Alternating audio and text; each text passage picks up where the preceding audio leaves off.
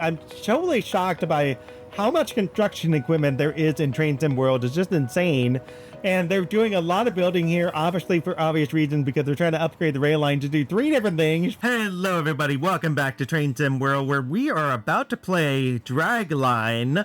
This is actually a very unique mission in all of Great Western Express, and it's actually the only one that I know of that's like that. I don't know if there's any other ones like that in here because I see aggregates, but I don't really see anything like Dragline. And it's really curious that they only made one of these as far as I'm aware here. And Dragline, the goal of it is to get 2450 AP. We will come back to that in just a second. One of the high-speed trains coming out of London has developed a fault and terminated here at Reading. The train needs to be towed back to the Old Oak Common for repair. We've caught you off your break to be the driver of this rescue move. A Class 66 is being brought out to Reading Depot, just to the west. Meet the locomotive when it arrives to the station. So the cool part about this is we are currently sitting at Reading itself. If we just go to map 9, you can see we're just standing on one of the parts of the platform here. So we got to go to platform 14. We're currently actually at the main entrance of all places. This is where you would normally go in. I don't know if it quite looks like this. The skybox kind of looks about what it should look like anyways. But we do have these weird glitches and everything that hangs out on the side. How this is even possible, but none of the elevators are working, or the escalators. None of the escalators are working today. None of the elevators are working today. So I don't know what's going on here, Dovetail Games, but we can't even use any of this. It says, please for assistance, contact the ticket office or contact a member of staff via intercom, but I can't even do that. So folks, we're kind of trapped here. Not really. We're just going to walk up these things instead of taking the escalator where they're supposed to run and all that good stuff. But this mission's super unique. I really enjoyed this mission. It's one of the better ones, I think. It's not just a straight back and forth London Paddington to Reading, and you're kind of doing the same thing, dropping passengers off over and over again, or you're doing the same sort of freight thing going back and forth over and over again. This is much more different in the context of you actually have to wait for your train to come pick you up. And then after that train comes pick you up, you actually have to go take that train to pick up the broken train, which happened to be that HST right over there. That is our broken train. And I was looking on the map. This is our broken HST. You can't really get over there very easily. You can kind of see that the tracks will go back this way and then we'll go this way, and we start to get a bunch of zigzagging tracks. I would do this in camera 8, but there's no way to go to camera 8, so we're just going to be waiting here for a few minutes as we watch this networker turbo pull right in. Oh, there's my train. My train's finally pulling it up. You, sir, have to tell me where you are traveling to. I've got to wonder, are you going to Leicester? If you are, can you please give me a referral there to talk to some folks over there? I'd like to get some more information on Train Sim World. All right, our Class 66 finally pulled up. My gosh, this thing's slow. It finally made it. Yay, we can finally get this thing and get this party rolling, folks. So he's gonna just stop, disappear from the thing, and it's gonna be our turn to head on in and climb aboard. As usual, we can go open the door. It's funny how I can't just like walk right in. Instead, I gotta use the ladders or climb up, use the ladder, close the door, open this one, probably pull out the zoom so I'm just not zoomed in so much. And here's the best part. Okay, this guy has everything running as is, right? Everything's working, but look what he didn't do. He didn't turn on the tail light. What about driver? Not only did he not turn on the tail light, look at this. He's not even using any of the AWSs at all. So there's some things we got to turn on here. Helping us on this job. You need to get that locomotive over to the failed HST and hook it up. Head out to the Kennet Bridge Loop, and then you'll get a path back into Reading Station. Just to show you what I mean here, we're going to go into camera 8. This networker turbo, we want this networker turbo to get moving because this is actually going to be the thing that's going to slow me down quite a bit. But if I go back, we're going to go this way, and if we just follow the tracks, trying to get back over to like platform 8 or something like that, there's no easy way to get back to platform 8 by going backward, because when we go this way, the only place we can go is into this tunnel and off into the distance. There's no real clear turnaround point. We could cross over here, but then you notice we got to go back again and then forward again, and eventually we get to this track going over there. We're going to follow their direction just for a minute. We're going to put the master key in and we're going to put it to forward. And then it wants us to turn on the light to daytime, and the daytime lights are already on and the tail lights are not, which is so interesting. The tail lights are off. Now check this out. It's very interesting because the instrument lights went out. They actually turned the instrument lights back off in the process of putting this thing in. If you looked in the previous scene, you would have seen the instrument lights were actually on. tail lights are on now. Auto brake, hold the brakes and release them to discharge. Why do that when we want to actually turn on the AWS system? So let's go ahead and turn on our DSD isolate, and let's go ahead and turn on our 24-volt supply, also known as AWS, and press Q for that. And then we could do our brake and release our brake, and watch our brake high pressure all the way over there go all back up to 5.1, while the 2 bogies go down to 0. Yay! Or actually the 3 bogies go down to 0. That will be fine. Once that actually happened, we already have a yellow light to proceed, so we can go ahead and head ourselves to, what did they say it was? It said Kennet Bridge Loop. So we're heading to Kennet Bridge Loop, just not too far off. So let's go ahead and contact Shingler while we're waiting for this thing to speed up. Proceed to single indicate we are on a roll, folks. Let's go ahead and go to throttle 3, throttle 4, and I will meet you guys in about 1.2 miles out. It's actually not too far out. And realistically, we can only go about 40 miles out to start the trip, and you can already see it says 40 there, and it does say 25 if we're doing any switching, but we're not going to do any switching just yet. We're going to Kennet Bridge Loop, which is a track that's just off-centered. It's very interesting how this all plays out. You can see we're converting right now 40 miles an hour going in this direction, and then we're going to go down to 25. There's a 25 zone somewhere in here, but it's saying that that's not exactly accurate. There it is. There's a 25 zone. So we're already going 25 miles an hour. This is why I didn't want to go 40 or anything like that. I just wanted to take my time. Now, we could use the direct brake to slow it down. I haven't actually used it all that much, but you just kind of put this up into apply, and then you put it back to hold, and that's usually enough to slow your train down just enough. And you could, because it's only this engine, I mean, I don't understand why they don't always use the direct brake to stop. We're actually going off a siding, and the siding, if you notice here, doesn't go anywhere. There's a pole here to prevent people from continuing past, and it looks like there used to be tracks here, and this might actually be related to the wiring modernization project where they were putting in electrification over our heads. And you'll notice this area doesn't have any electrical wires in it, but that one spot behind us actually does, which is super interesting that that's there. Now, it even gives you a marker. What I love about this, it even gives you a marker for the engine to be able to stop with the engine. I'm going to try to stop with the direct brake. We're going to go actually see how this plays off for me in terms of trying to stop on the marker and on time. Let's see if I can do it. Okay, wow. Okay, direct brake, forget the direct brake idea. Direct brake idea did not cut it for me, thanks. Thank you. It did not cut it for me. 495 AP to stop there. Next up, it says put reverser into neutral, set the master key to off. Why are we doing this? Because we are going to actually, it is already on. Oh, I have to take the master key out. Hello. You know what, guys? I just realized something. That is probably the reason why the other engine didn't work for me. I probably didn't take the master key out, but we're going to put this to off for now. We're going to put the headlight to off. We're going to put the tail light to off. We're going to get ourselves up and out. We're going to hop out the door, both doors here. We're not going to actually leave any of our doors open, and we're going to close that door. Mind the tracks. Make sure you look, because you know there's network turbo somewhere out there. Then we're going to come up and climb up this door, go inside, climb in, close the other door, close all doors, and finally sit down in the chair. Our goal now with this is to turn the master key back on. We're just following their directives because their directives quite a lot, and it's important just to do that just for the sake of this. Press Q. We can't really press Q, can we? Our goal now is to put in the master key, put this in forward, and press Q to get the alerter, and then of course set up our headlights and marker light to daytime, and put on the tail light, turn on the instrument light, turn on the cab light so we can see everything. In fact, we're going to go back in the back cab. We're going to actually turn off the instrument light, death lights, and cab lights and go back into the front. The death light, somebody please tell me where that is, because it doesn't seem like it works. I don't even know why. But we're finally in the opposite car. We can finally release the auto brake, but there's an interesting quirk here. If you notice, I stopped by the direct brake.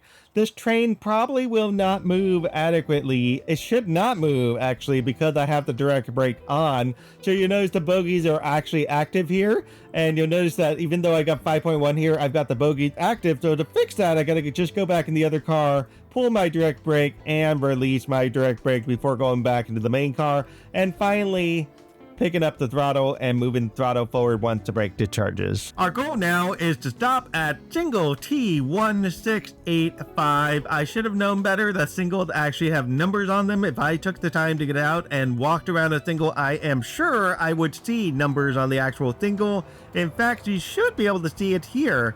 It says T61679. So you can see that they actually numbered every single in Train Sim world. It is really neat that they put in this level of detail.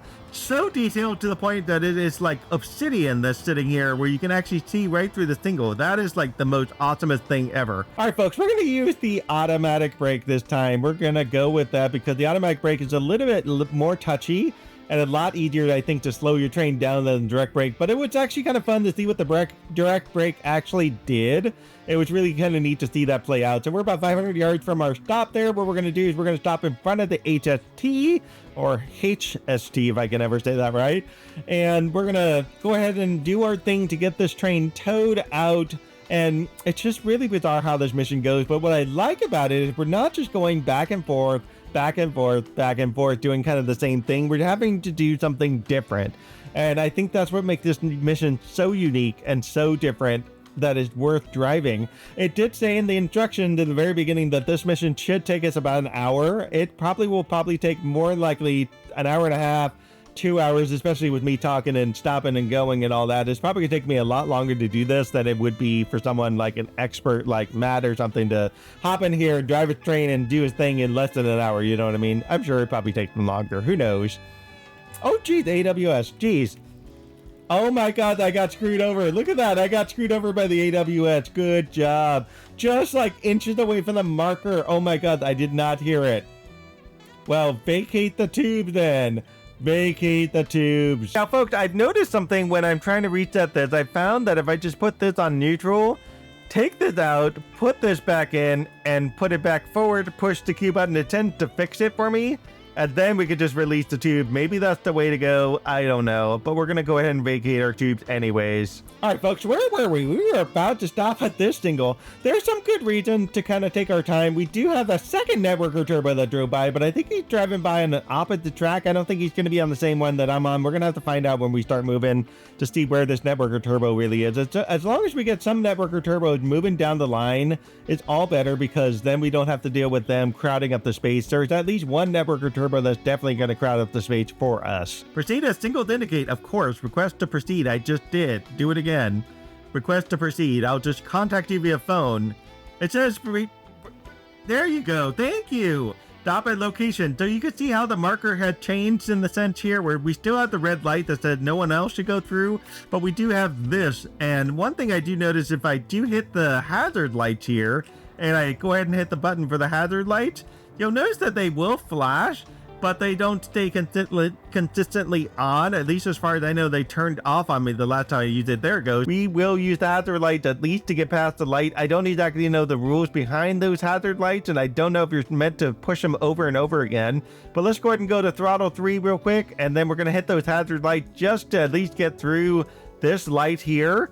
And just ensure that anybody who might be around knows that we're coming in to drive our train backwards on the rails with another train in the way. And those hazard lights will, of course, turn itself off and we won't have to worry about a thing. Just in time for Networker Turbo to head in the other direction. There's so much train spotting you can do at Reading. If you just stay here all day, you can see everything happen here, especially what I'm doing here. What's probably the most important thing of the day is to watch me do what I do, right? Because I do what I do as best as I could possibly do without screwing up too many times in one episode, right? Now, folks, when you stop here, please, whatever you do, don't crash into your HST, because that would be like the worst thing ever if you did something like that. That would just be terrible to crash into the HST. What you do want to do is at least to slow down a little bit, roll up to the HST as best you can. Obviously, there's nobody here waiting for this HST because this HST is just broken and done for. It needs to go to the shop and get repaired. In the meantime, what people are coming down the platform for, they're waiting on the next train that's going to follow us after this HST. So we're going to go ahead and stop this train right about here 4 yards out. This will be fine. Leave the brakes on apply. Rescue locomotive coupler. I love how it's just pointing at the ground right here as if it's saying we just have to move this panel out of the way to access it. But what it's really saying is that it wants us to get up and out of this train, hop out this door. We're going to leave that door open for a second. We're going to close this one so nobody can come here and do anything with this engine. We have a very dark platform. I'm sorry, sir. The lights are not working today. We will try to get that fixed as soon as we can. Hello, lady. And you are also coming to sit here, and this guy just slid over. That is amazing, that little extra detail. You guys could train spot and watch me work, so let's go get into it. We're gonna hop down the platform. Make sure, actually, before you even hop down the platform, by the way, let's go back inside real quick. Let's go back inside. Make sure, folks, when you do this sort of thing, is you set the parking brake. It's probably important to put the parking brake on. It's probably important to put the direct brake on so you don't accidentally get yourself run over by your train. That would be like the worst thing possible as you come out here to pull the Buckeye. Now that we got the Buckeye out, it's time to get the other one. I love how this one has a hatch for the coupler, and it also gives me a used nose coupler hatch as an actual reward, and then you can pull out the Buckeye itself. This Buckeye is super unique. It's a very different, like, modified Buckeye. It's like just one that's meant to just couple, but not really do anything else but couple, where this is your normal, typical Buckeye that you would normally use for rail. Return to the rescue locomotive, of course we will. Now we can go back in our train, close all the doors, sit down, and then of course it says basically just link up with that train. First we're going to do is pull the direct brake off. Second we're going to do is pull the parking brake off. Third what we're going to do is just pull the automatic brake. I'm just going to use the keyboard for that just so we can just stare directly ahead and watch everything happen and watch the magic happen. In fact, that's not really what we're going to do. In fact, what we probably could do is go back into the camera here and turn on the hazard lights real fast just to make sure that we got everything kosher with the hazard light, so that way people know to get off the platform, get out of the way. There's something magical happening here. We might actually have to have a train, you know, connect up here and just making sure people know what's going on. I think it's gonna stop before it actually gets there. I'm looking at this, I'm like, oh my god, it's gonna stop. It's not gonna couple. Holy cow, it coupled. That was amazing. It actually coupled. I did that so perfectly. Not even, oh, I had a little bit of brake still discharging. That is epic. That's just epic, folks. I love it. So let's put the reverser and neutral step master keyed off. You'll notice that we didn't even have to do anything with the brakes here. Wow, that was fun camera. We didn't have to do anything with the brakes here. It says turn the headlights and tail light off, so we will do that. And tail lights as well, but we're also going to turn off the instrument light, desk lights, cab lights. We don't need any of this. It says head into the other end of the train and sit in the driver's seat. If you didn't know any better, you would have actually walked up out this door, walked up out this door, and you would have thought, oh, we're going to head into this side of the train. No, we're actually going into the other end of the HST. This part of the train we don't need to worry about. So just for the sake of this, it wouldn't actually behoove us probably to pop the door open here, close the door here, and, you know, just walk through the cars. Make sure there's nothing left behind. Like sometimes people leave things behind, like their cell phones, their iPods, if you're still using iPod, their earbuds, they're leaving their baggage here, they're leaving their cats, their dogs, their family members are getting left behind, my goodness. And then of course sometimes there's always that one person who just falls asleep on the train and completely forgets that there's something going on that he probably shouldn't be on the ride for. You know, just make sure the train's cleared, do your due diligence, folks. Make sure the restrooms are empty even though we can't get in these things. And with that said, it says staff access. If only I can open this door and go right through here. In case we cannot, we just gonna have to go back through this back door here. And the only way to get out, unfortunately, is we have to open the window to open the door. I know there's a way to do it. Oh, come on. I've done this before. There it goes. I'm like, where's the door handle? Goodness, that door handle is like so weird. You actually have to open the window to get this door to open. It's so interesting. Anyway, back over here to the main engine. Let's go ahead and get inside our main engine here. We're going to hop in and see if we're going to leave the door open because we're not really going anywhere. All I want us to do here is to turn on the lights to tail light and press the parking brake to off. So the only reason for this is because we want to have the back end of this train right here to have our little tail light. And you can kind of see them already turned on for me. So we're going to go ahead and do that. And turn the parking brake to off. The engineer previously had turned on the parking brake, but you can tell he was sitting on this side at one point. Sit in the driver's seat of the leading cab. It is time to head back in the other direction. Close the door, lock the door. We already know nobody's sitting in this train. We got nobody on the platform currently. We've got a lot of broken lights here. I don't know what's going on. Somebody needs to fix this. In fact, we can't even go up these. Let's just go up the stairs. We're just going to do something a little different here. We're going to climb up the stairs. Check out the platform, completely empty. There's nobody out here at 9 in the morning. This is insane. Something's going on, folks. Something is going on. Look at this. There is some cool, I like this. There's a little cool alcove here. Ooh, I'm not going to pick that up. I picked that up before. I'm not going to pick that up. I picked it up before. Don't want to pick it up. I want to get it all at one time. Alrighty, we're back in our, I was going to say HST, but we're not. We're back in our Class 66, and we're back in the driver's seat here. With us back in, it is time to head out. You're all connected up and ready to go. Once signals give you clearance, you're good to head over to Old Oak Common. To put the master key in there, press Q, set this to forward, of course. And it's going to tell me to turn on the lights, of course, to daytime mode. So let's go ahead and set that to day mode. The only reason we're not doing yard mode is because we're not doing any kind of yard work. We're actually driving. We don't need to set our tail lights. We probably want to set intermittent light, desk lights, which don't work, and cab light to on, so that way we can see. And we probably will want to turn off the automatic brake, so let's go ahead and get those turned back off. While the brake does the thing, we're going to turn on some fresh air, and we're just going to leave the high speed off, but we don't even need heater. We're not going to bother with the heater today because it's pretty warm right now. We'll turn on high speed. That'll be fine. And then we're going to turn the hot plate to probably medium. Low will be good today. Throttle 3, it's good enough to get ourselves moving. And while we're going, I said we got to go 30 miles an hour. We're going to be turning to the left there. In the meantime, while our train's kind of rolling along, I kind of wondered something. So I looked on number 9 here and I was like, why didn't the train just park somewhere back here? I mean, there's all these like places back here that the train could have parked at, and I don't exactly know why it didn't do that. We're gonna follow the tracks this way, and we're gonna kind of see what's going on over here. So we have a set of yards here, but what we don't have are maintenance sheds. So this is why we're not taking the train back over to the yards here, because we don't have any real maintenance sheds on this end. On the other end over this way, we do have maintenance sheds. I will tell you that if we go far enough, we got this thing. I wonder why we didn't even go into this one. So this has to be a different building, and I'll have to look this up somewhere, what the purpose of this building is, because it is big enough to fit an HST into it. I was like, HST, look. Yeah, so it's big enough to fit an HST and even a network or turbo in it. So I don't know why we're not even going backwards to this building. Instead, we're going to Old Oak Common, 32 miles away in the opposite direction. That's just insane that we have to go all the way over there. It's going to take us a while to get to 60 because we got to pass that 60 mile an hour sign. We're actually passing the 40 mile an hour sign, so we can finally get some speed going here at least. And then we're going to go ahead and go throttle 8 and try to get as close to 60 as possible. And once we hit the 125 zone, everything will be awesome after that. We'll finally really get some speed. And the real trick here will be whether or not we have to deal with the network or turbo. Unfortunately, I gotta go 40 again because we're gonna be switching tracks. Unfortunately, I'd rather stay on the HSC track, but they're not gonna let me do that. We're going to end up switching over to the far left track, and this is where we're going to end up, and this is why we got to go 40, because we don't want to derail myself. You can see that train, like, heaving a little bit. I did scan ahead on map 9, and I was like, well, shoot. And there is a network or turbo about halfway down from where we are here, so we're eventually going to get screwed by that network or turbo. It is not going to be fun.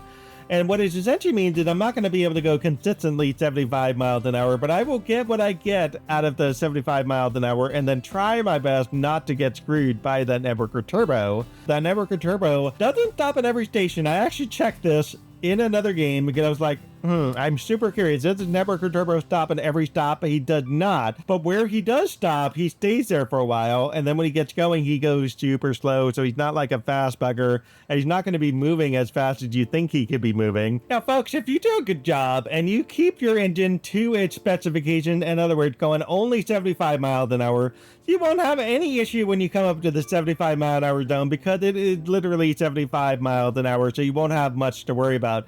The first at least 10 miles, if you do at least what I did here, the first 10 miles of this trip, you should be able to go 75 miles an hour. After that, you will eventually get screwed by the network or turbo because that network or turbo is currently sitting at least on one of the stations right here. I don't actually know what station this is here, but not this network or turbo. Oh my God. You will get screwed by that network or turbo right there because this guy, I don't remember the name of the station. Wait, this is not it. He's already left. Depending on how you do it and depending on what you do, this is the network or turbo that will eventually screw you over. Oh my God, I gotta hit the Q button before it's too late. All right, we got our first yellow light and our second yellow light. The nice thing about Great Britain lights is they actually are very location dependent, so you can easily see where you need to slow down and where you need to stop, and you kind of start to know these things. It becomes very counterintuitive. An American system, when they don't do this and they just put up yellow lights that says nothing other than to slow down, it doesn't really say how far to slow down or anything like that. You have to kind of keep up on your toes for that. The AWS also turned on specifically tied to these lights and stuff to remind you to slow down. If you don't, it will slow you down for you. right? So we're going to go ahead and do that. We're going to turn off our throttle. You can already see the red light up ahead. And if we're really good, we will take the time to back off our brakes just little by little. And actually, if we're really good, that red light will turn yellow and we can kind of keep sailing through at roughly 70 miles an hour. I'm kind of crossing my fingers and hoping for the best. By the way, we did pass the AP score. We have 4663. Our AP score was 2450. They should have at least made a platinum medal. It would have been kind of nice to do that. But whatever, game, whatever is fine. All right, folks, we're putting some brakes back on here because we may actually have to stop at this red light. I don't know if we can get past this red light easily, but we're going to drop down we're probably going to drop down a little bit more because that red light's not too far off. So we're going to get ourselves down to 40 miles an hour in the hopes to stop. Okay, there we go. We got a yellow light again. Yay, lovely. Okay, well, we're just going to coast along at 45 then. We'll see how it goes. One of the reasons I didn't talk about the Great Western Railway and I instead talked about GB Rail Freight was because I found a really interesting article that said the Great Western Railway is intending to use battery train. They're working on innovating a fast charge battery, and the goal of this battery train is essentially to try to do a long distance record without recharging the train. And the whole point of the battery train is to haul the Class 230. If anybody lives in the UK, you may have actually seen the Class 230. Oh my God, I got slammed on my brakes. Well, I'm going to have to stop anyway, so it's totally fine. Go ahead and roll all the way you can. Go, go, go. See how far you can go with that. I'm going to get stuck with the red light anyway. So that's how the AWS actually stops you anyhow. Oh my God, this is what I get for looking at the battery train. My goodness. Vacate the tubes again, release the brakes as best we can, reset everything all over again. And with the light not actually on, which is interesting. There we go, we're back on track again. Let's get our tube back on track and release our brakes one more time. Yeah, these folks here at the station, they're like, what's going on here? What did this guy do? And why is he stopping so hard? He's just so crazy driving that train. Look at that. Look at all their faces. They're like, yeah, he's the one. He's the one who did it. All the other people are going down the steps. Oh, this is the station. This is the station I happened to do this to. I did this before. And I was like, I wonder where this stuff goes. And I was like following these people here. And I was like, this is super cool. It goes right into a wall. Did you see that, folks? Like literally, they're nowhere to go. They didn't model the rest of this, and it didn't model out into the parking lot. It's very interesting that they didn't put the rest of the model in, so I don't actually know where it's actually supposed to come out to. Is it supposed to come out to one of the garages? Who knows, folks? Who knows? All right, so what I was getting at, the Class 230, and I'm going to try to have my hand on the Q button this time. The Class 230 train completed a 70-mile journey from Long Marston to Reading Train Care Depot, as they would probably say in the UK rather than depot, as we say in the Americans. They only use 45% of its total battery capacity, which is really good. And the team of engineers on that train claimed it could have actually traveled 120 miles on a single charge, which is the point of why they wanted to use this battery train. Is they wanted to be able to get this battery train to go from point A to B on one charge and to travel the distance, and to do this in such a way where it's not using anything else except for electricity, probably from solar panels or something. They did this 45% battery charge just days after having gotten the long distance record without any kind of recharging at all, which is pretty impressive, you gotta say. February 2024, 86 miles, the train operated in real world environments, reached speeds of 60 miles an hour, and we're actually stopping and starting over going uphill, downhill, and just dealing with a variety of elevation changes. They only went up to 200 meters. So 200 meters is not bad. It's just a couple feet off the ground from the freeway. When the train exceeded the 84 miles, they only went 2 extra miles in comparison to the other train that had done this. So 2 extra miles, it went from 84 to 86, right? And the previous train that had done this is the Stadler Class 777 under test conditions in 2022. And that was the train that was believed to have the greatest distance traveled by any kind of battery train designed in the UK for the UK. While GWR, the Great Western Railway's fast charge technology, it's working to design to solve the problem of delivering a reliable battery-only train capable of fulfilling real-world timetable services on branch line. Yeah, so the biggest problem with batteries has been the issue with being constrained by their range and widespread implementation. So in a rail line, you can easily build where you want charging stations. For cars, it's really hard to kind of define where charging stations ought to be. The advantage also of batteries is it negates the need for all these overhead wires that you're seeing above my head. In fact, these overhead wires don't actually have wires at all, because at the time here, they were not actually built for overhead wires. They were in the process of installing overhead wires, with certain areas having the wires while the others did not. And the wires themselves are very time consuming. It takes a while to install, and as you can see all over the place here, it ruins the landscape.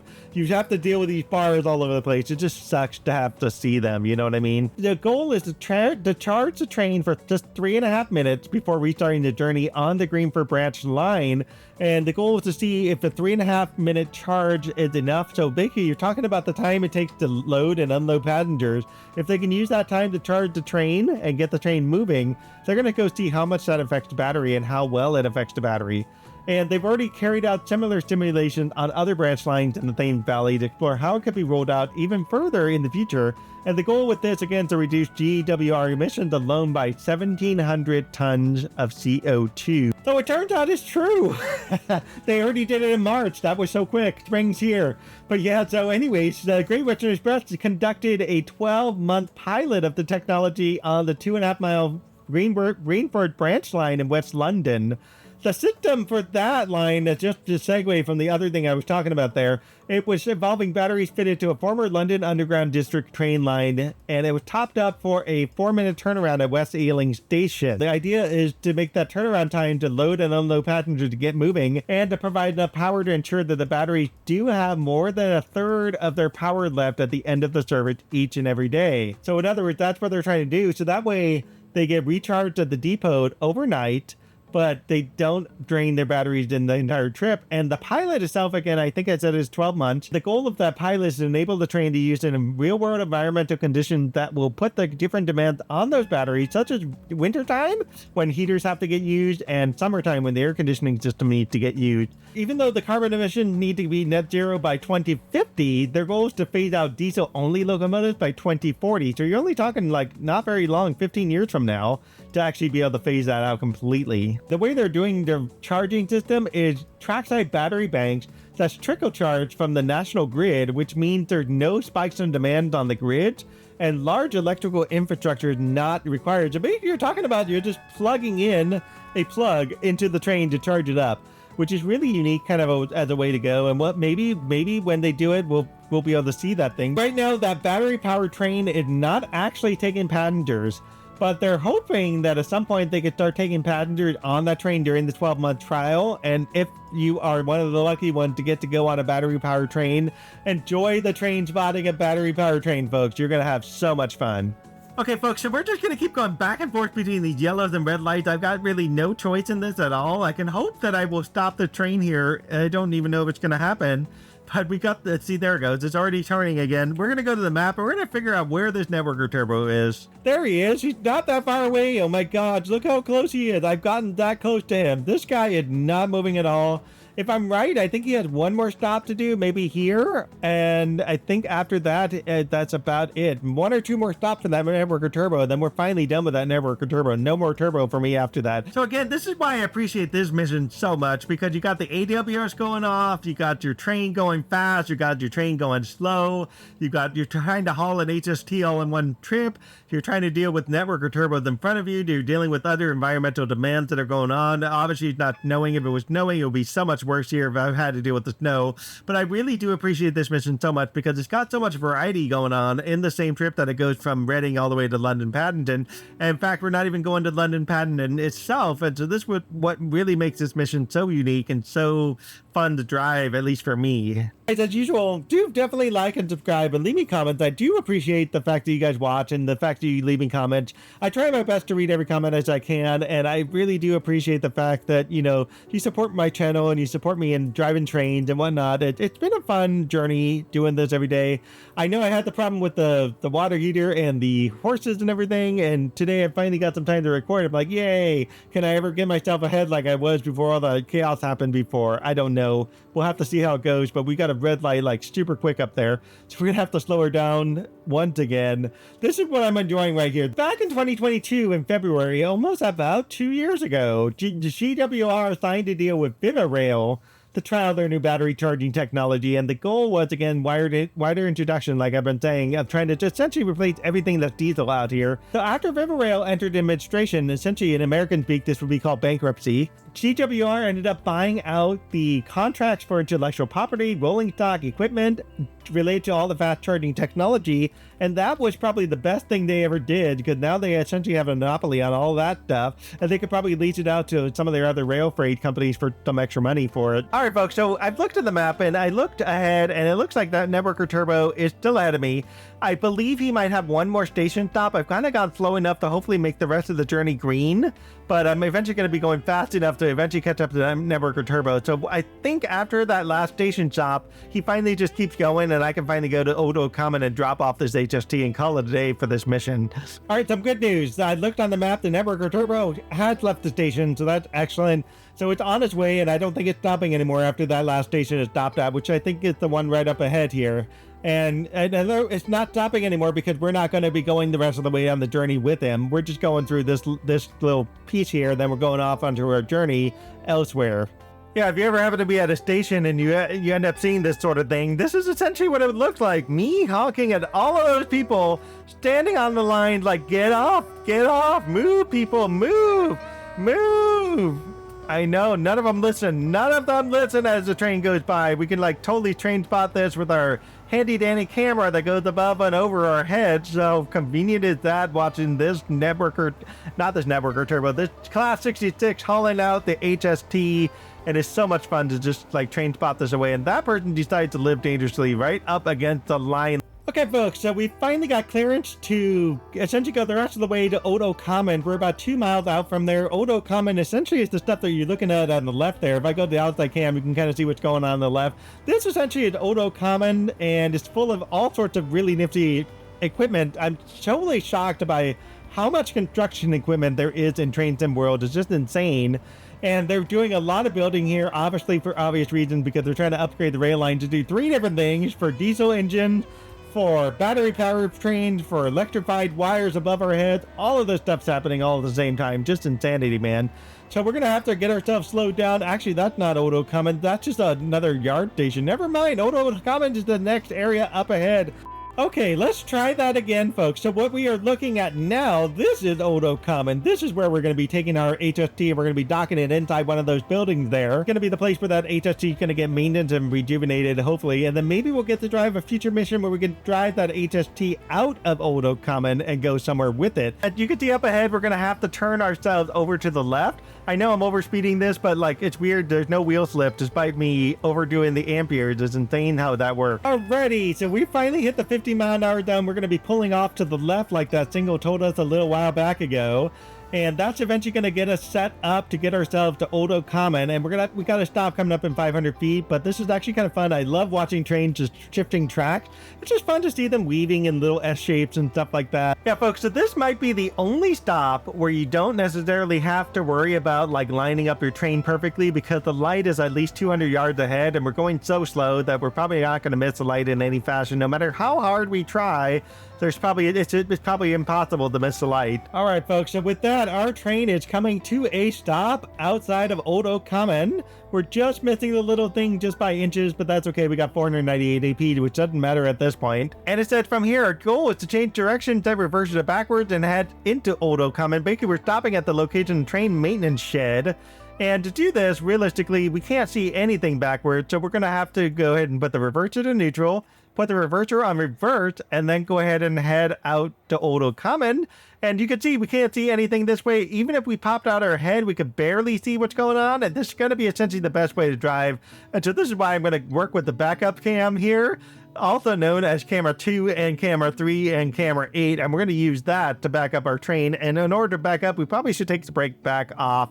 It's about a mile out to the maintenance shed itself. The mile isn't the problem. It's the fact that we have to go 5 miles an hour some point. Yeah, so you can see up ahead that we've got to do a 5-mile-an-hour zone as we're crossing into these yard here. That's probably the most painful part of this whole mission because it just takes forever, but I do appreciate the fact that there's so much variety in this mission that it really is worth going 5 miles an hour in this yard, and it actually pays to go 5 miles an hour in this yard because, you know, you got the chance to do all sorts of things, from dealing with the networker turbo to dealing with all sorts of just thing going on the rail line, that, you know, it's nice to have this just nice slow pace to finally call the mission done. The hardest part, honestly, right now is trying to figure out how to keep this at 5 miles an hour without going over.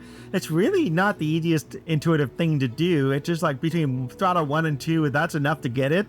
It's a good time to practice before you get rolling in there, but you can already see our train getting lined up for the future there for our eventual stop. Again, I am totally shocked by the amount and degree of construction that's actually going on out here. It's just insanity.